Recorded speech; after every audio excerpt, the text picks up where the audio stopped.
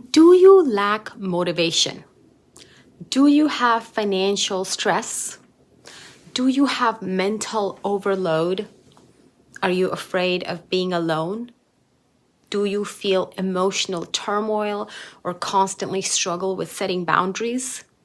You know, a lot of people will tell you to go ahead and just meditate, or wear this crystal or that crystal or this gemstone, or chant this or chant that, do this mantra. Well, you can meditate, chant, and wear crystals, but if your spiritual practice doesn't align with your core astrological element, you are working against your natural flow.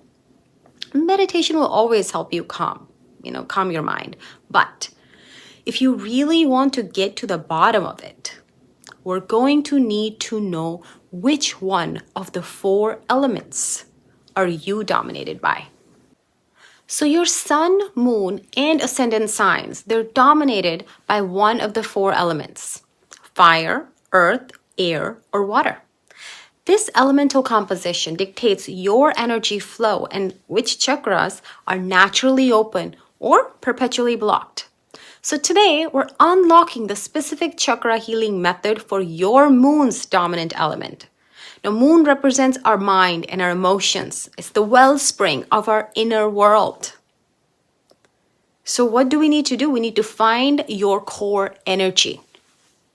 That's the most important to begin with. So let's start. Most people have a mix, but one element usually dominates. So let's talk about some of the core issues. I'm going to give you a few examples. If you lack action and you have a lack of motivation, then you may be dominated by the fire element. If you have instability and financial stress, then you may be dominated by the earth element. If you have mental overload and a fear of isolation, then you may be dominated by the air element.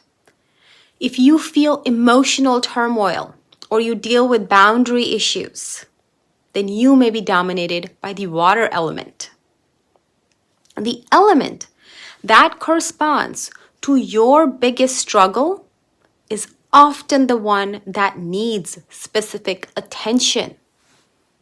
So let's talk about element-specific chakra healing. That is going to get you out of this emotional turmoil that you're having. So first, let's talk about the fire moons, okay? They are the ones where your moon is sitting in your Aries, Leo, or Sagittarius. Where's your energy?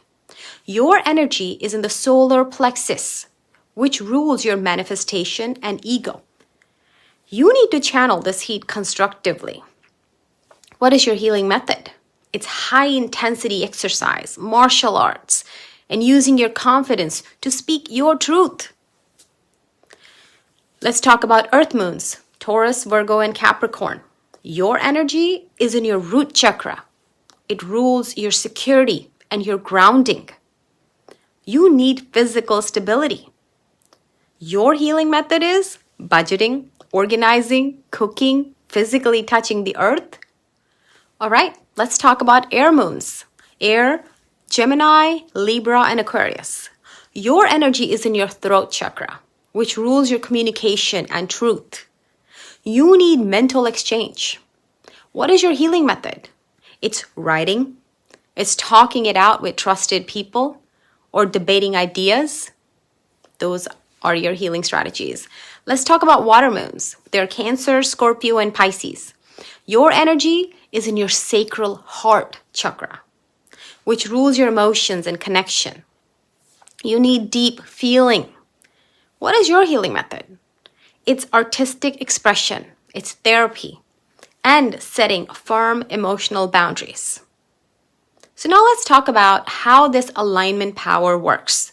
We're going to try to go deep into this. And when I say what is your moon, which means your moon sitting in which sign is kind of what I'm referring to. So when I say water moon, your moon may be sitting in Scorpio, or maybe sitting in Pisces or Cancer. So when you try to calm a fire moon, let's say in Aries, number 1 Rashi, or a passionate Leo, number 5, or a Sagittarius, number 9. So these are all fire signs. With quiet meditation, which is a water technique, you're only amplifying their anxiety. When you try to make an earth moon, such as a Taurus moon sitting in number 2, or moon sitting in number 6, which is Virgo, or moon sitting in number 10, which is Capricorn, when you try to make them do intense cardio, which is a fire technique, you stress them out. When you try to ground an air moon, which is number 3, 7, and 11, with long periods of silence and stillness, you tell them to go meditate, which is an earth technique, what are they going to do? You're going to create a mental overload for them. They can't thrive in that. When you try to force a water moon is number 4, number 8, or number 12, into a busy schedule, which is an air technique, you drain them. They don't need that. Air signs need that, air moons. Your spiritual practice must feed the dominant element that you have your moon in. When the chakra is activated by its correct element, the energy flows effortlessly. The result is a profound shift from struggling with your nature to thriving through it. Now, I'm sure you're wanting your own personalized moon sign remedies, right? Well, let's go ahead and talk about it. Okay, now let's get specific. Here are your personalized high power elemental remedies based on your specific moon sign. I mean, we can go deeper into it too, but I'm going to give it to you right now.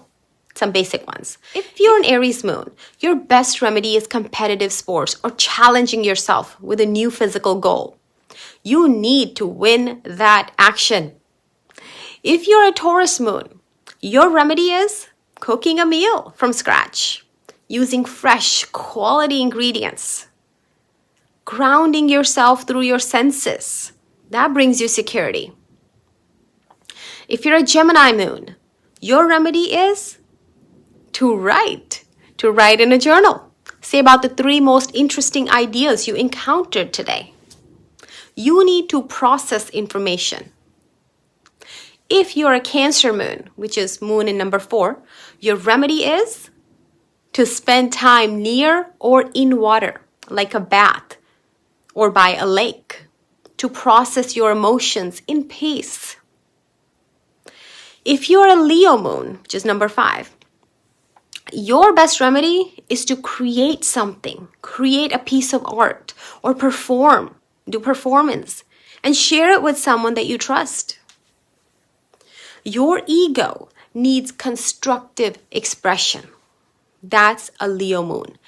Now, if you're a Virgo moon, your remedy is to declutter and meticulously organize, maybe even just one small area, a drawer, a shelf, or a folder.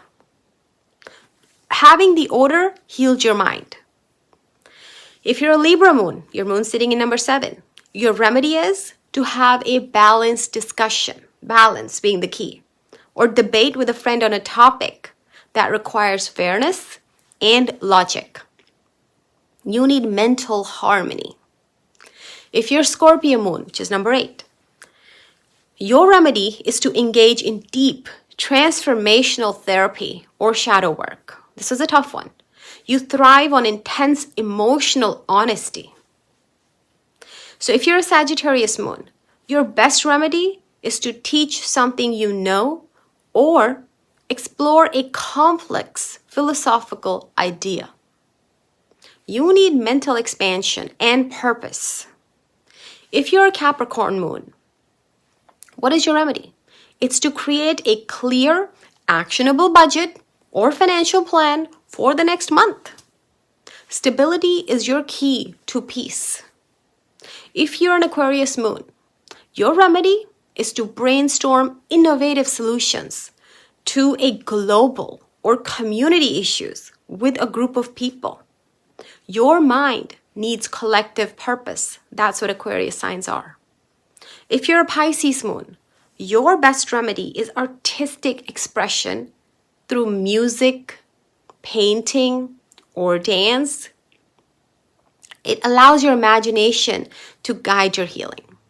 So when the chakra is activated by its correct element, the energy flows effortlessly. And this was for your D1 chart, which is your main horoscope chart. But as you get older, your D9 also becomes more and more prevalent. It's called Navamsha. Then you'll see a change, according to where your moon has now moved in your D9 chart. And that's okay.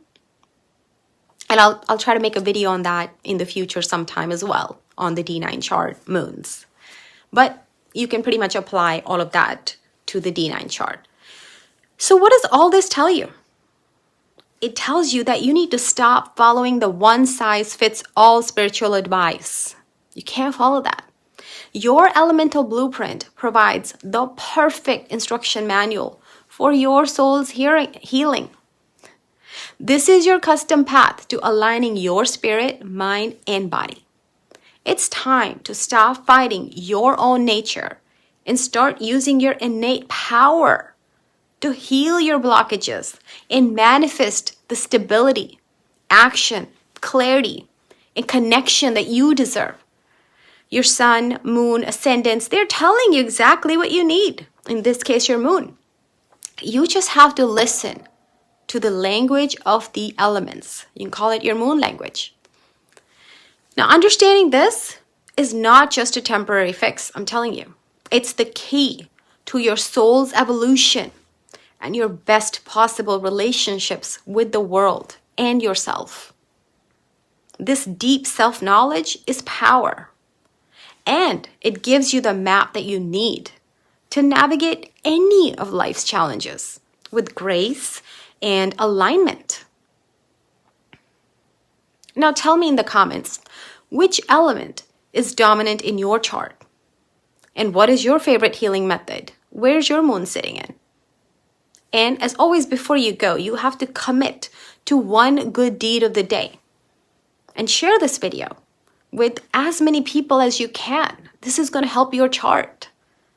And it's going to help these people. They can learn from it. And I'm sure you know how many people can really learn from such an important message about how one advice doesn't fit all. This is the message about relationships and our own soul evolution. So go ahead and share it. The more you share, the more you make your chart better. That's good deeds. It fixes your 6th house. Knowledge is meant to be shared, and that's what I'm doing. And of course, don't forget to subscribe and hit like if you like the video. If you want me to continue making these videos, and if you want to connect with me, go ahead and go to the About section and click on the link and connect with us. And don't forget to press the bell icon so you get all the new videos. This can truly, truly change your life once you understand what the divine instruction is, what your chart is telling you, what you've come here with, what kind of instruction set you've come here with. So thank you so much for watching, and see you next time.